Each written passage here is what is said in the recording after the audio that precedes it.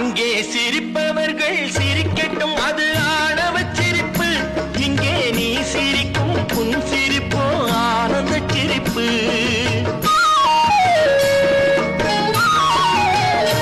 அங்கே சிரிப்பவர்கள் சிரிக்கட்டும், அது ஆணவச் சிரிப்பு.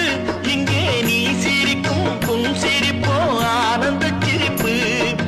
நல்ல தீர்ப்பை உலகம் சொல்லும் நாள் வரும் போது அன்று சிரிப்பது யார், அழுவது யார் தெரியும் அப்போது.